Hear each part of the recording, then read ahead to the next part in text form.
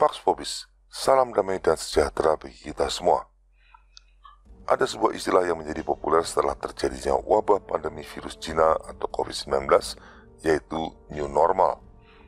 Banyak pakar dan juga kalangan pemerintah di berbagai belahan dunia, termasuk di Indonesia, mulai berbicara tentang perlunya manusia menerapkan kebiasaan hidup yang berbeda dari sebelumnya demi mencegah dan membatasi penyebaran virus. Dalam new normal tersebut, kontak fisik antar manusia sangat dibatasi dan pola hidup higienis ditekankan. Akibatnya, sekolah dengan pembelajaran tatap muka ditiadakan dan diganti dengan pembelajaran online. Kegiatan bisnis banyak yang dibatasi atau ditutup, dan kegiatan peribadatan agama juga termasuk yang harus dibatasi. Banyak yang mengira perubahan ini hanya bersifat sementara sampai pandemi virus Cina mereda. Sayangnya itu anggapan yang keliru. Disebut new normal karena kebiasaan hidup yang berbeda tersebut memang dirancang untuk berlangsung seterusnya. Mengapa? Karena masalah new normal ini bukan sekedar akibat dari pandemi virus Cina saja, tapi menyangkut agenda lain yang jauh lebih besar.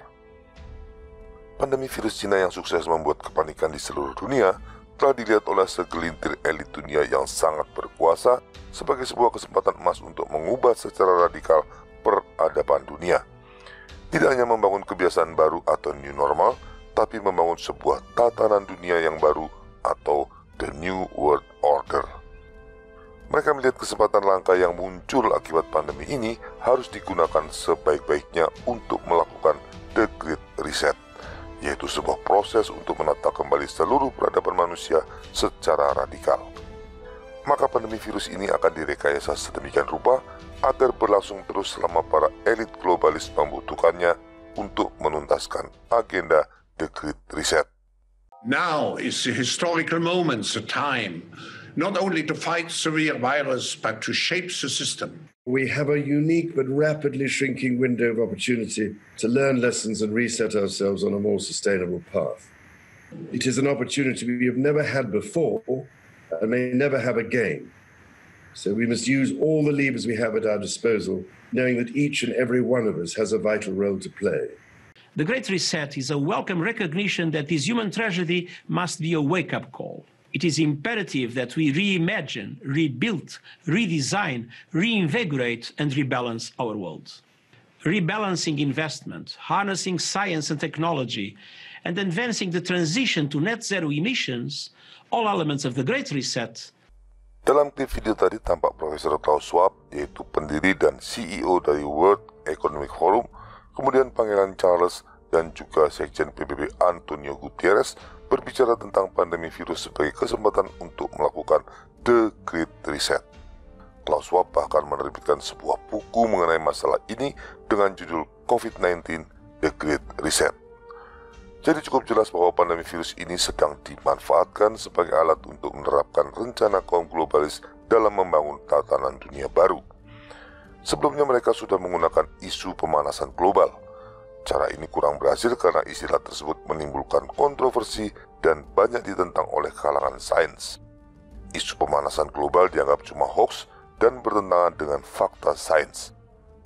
Lalu mereka mengganti istilah pemanasan global dengan perubahan iklim, sehingga isu ini mulai dapat diterima tanpa banyak kontroversi.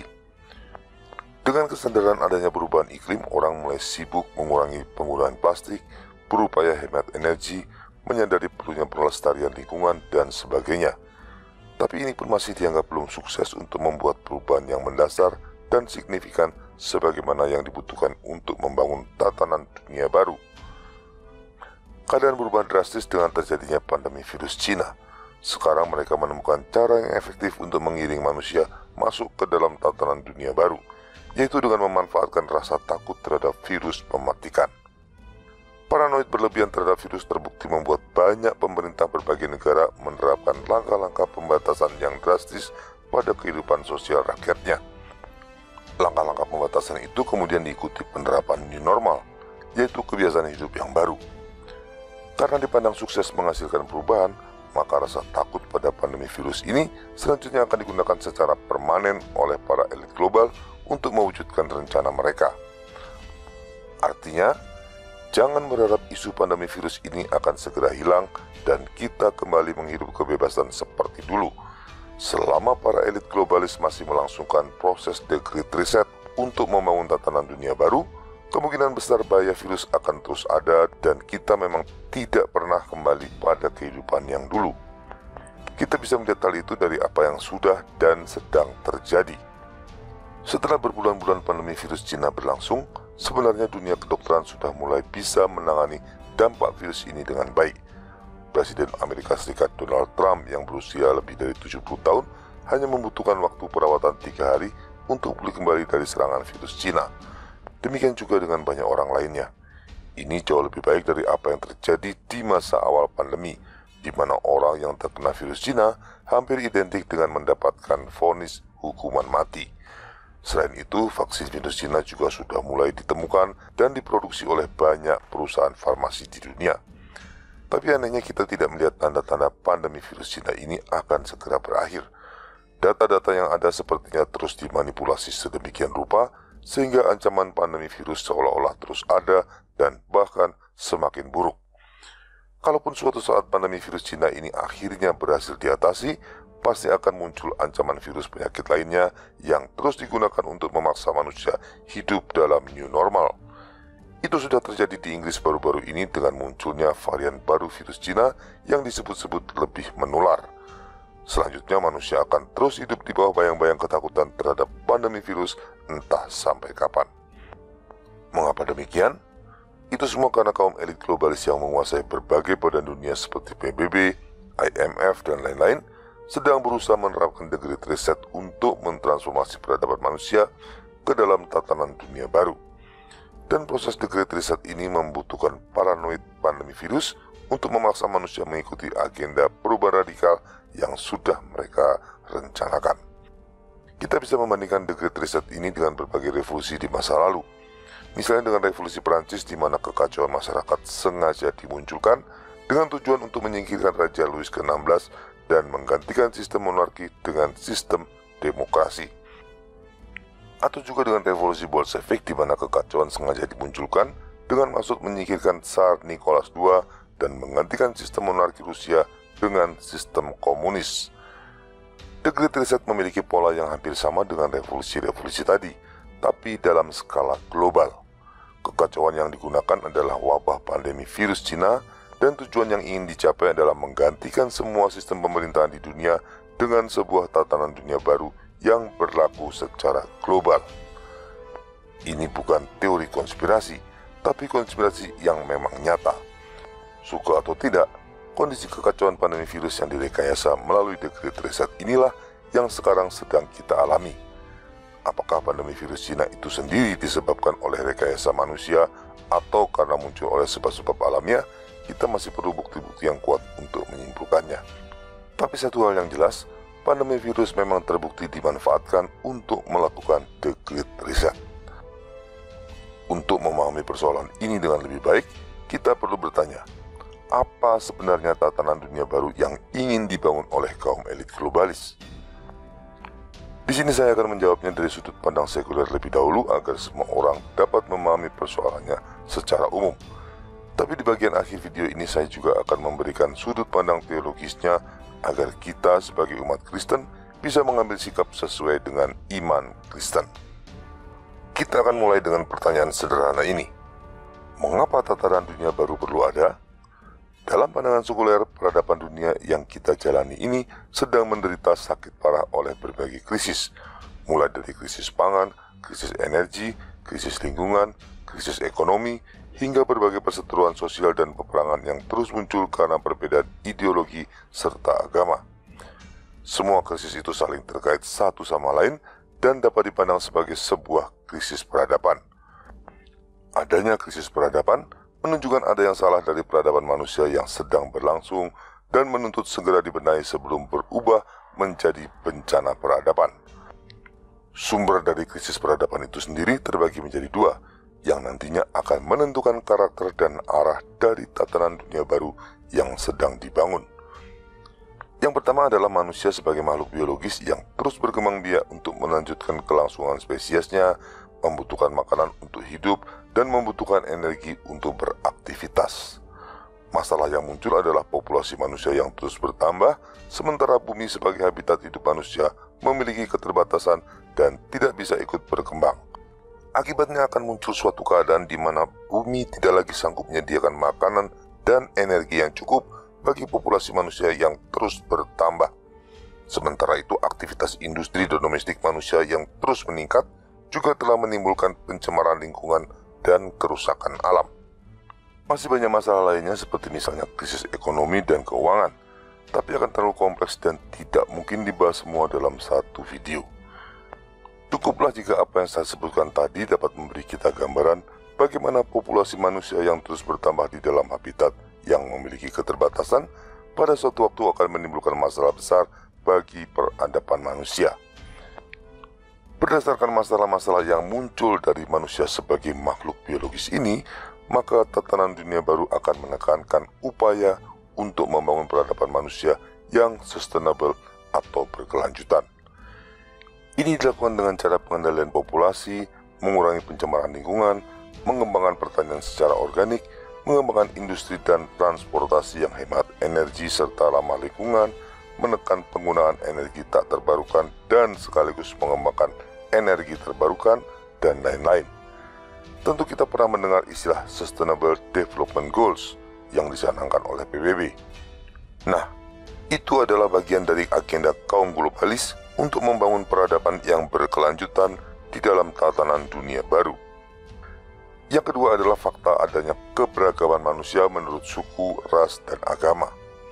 Sepanjang sejarahnya, keragaman ini kerap menjadi sumber konflik yang menimbulkan korban tidak sedikit.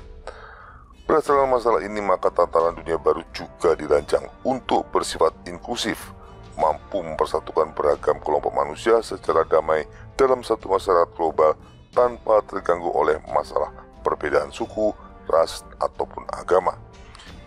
Ini dilakukan dengan antara lain memaksa banyak negara untuk menerima kaum imigran hidup berdampingan dengan penduduk asli, meniadakan batas-batas antar negara, mengkriminalisasi setiap ucapan atau pemikiran yang menyinggung kelompok lain sebagai ujaran kebencian atau rasis, mengembangkan semangat toleransi dan pluralisme, dan juga mengembangkan semangat ekumenisme untuk mempersatukan semua agama. Singkatnya, tatanan dunia baru yang dirancang para elit globalis bertujuan untuk membangun sebuah peradaban dunia yang sustainable dan inklusif. Sekilas tatanan dunia baru ini adalah gagasan yang baik dan sangat masuk akal. Maka banyak kalangan yang mendukung gagasan ini dengan antusias, mulai dari pemerintah, organisasi-organisasi non-pemerintah, para aktivis sosial, industrialis, para pelaku ekonomi, para selebritis, bahkan kaum intelektual dan kaum religius. Sayangnya gagasan ini hanya cantik dalam teori, tapi sangat mengerikan dalam kenyataan. Kita hendaknya belajar dari sejarah bagaimana ide-ide Marxisme dan komunisme yang juga tampak bagus dalam teori, akhirnya berubah menjadi sistem totaliter yang menindas kemanusiaan. Janji-janji Marxisme dan komunisme hanya baik bagi anggota partai dan pendukungnya, tapi menjadi bencana yang menyengsarakan bagi semua orang lainnya. Itu juga yang akan terjadi dalam tatanan dunia baru. Janji-janji tatanan dunia baru hanya baik bagi kaum elit globalis dan kroni-kroni mereka, tapi tidak bagi banyak orang lainnya. Pada akhirnya, tatanan dunia baru hanya dapat diwujudkan melalui sistem totaliter yang bersifat memaksa. Sekarang kita sudah melihat tanda-tandanya. Bagaimana dengan alasan pandemi virus, kita dipaksa oleh pemerintah untuk menjalani new normal. Suatu saat bukan tidak mungkin penerapan new normal ini akan diikuti dengan sanksi hukum dan sanksi sosial yang berat. Juga di media sosial kita melihat bagaimana ujaran kebencian dijadikan alasan untuk membatasi kebebasan berpendapat. Siapa yang melanggar harus menerima nasib akunnya dengan semena-mena dibatasi atau bahkan dihapus. Itu adalah tanda-tanda dari munculnya sistem totaliter yang akan menindas kebebasan berpendapat atas nama semangat inklusivitas dan keragaman sosial yang menjadi agenda dari tatanan dunia baru. Di beberapa daerah di Cina sudah diterapkan sistem kontrol sosial secara digital, di mana setiap orang harus memiliki sertifikat digital untuk dapat beraktivitas atau bepergian. Sertifikat digital tersebut mencatat riwayat medis termasuk vaksinasi, data-data pelanggaran hukum yang di dalamnya termasuk juga apakah pernah melakukan ujaran atau tindakan yang menentang pemerintah, dan sebagainya.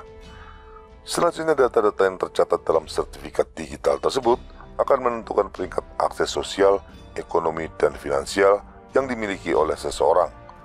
Mereka yang memiliki peringkat baik alias taat pada pemerintah akan mendapatkan banyak kemudahan dan fasilitas, sementara mereka yang berperingkat buruk sudah dipastikan akan kesulitan untuk menjalani kehidupan. Apa yang akan terjadi jika sistem kontrol digital yang kejam ini dikembangkan dan diterapkan di seluruh dunia? Setiap pemerintah dapat dengan mudah memaksakan apapun pada rakyatnya seperti yang terjadi di Cina.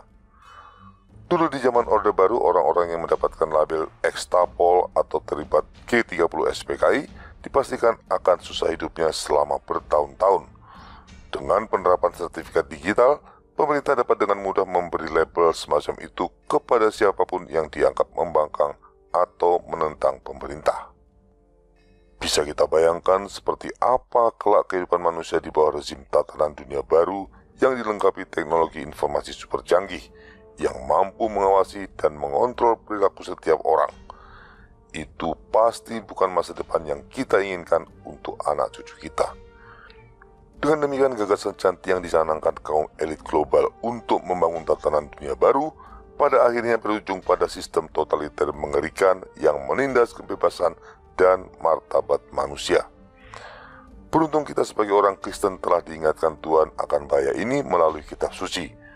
Dari sudut pandang iman Kristen, tatanan dunia baru yang sedang dibangun saat ini tidak lain adalah Menara Babel baru.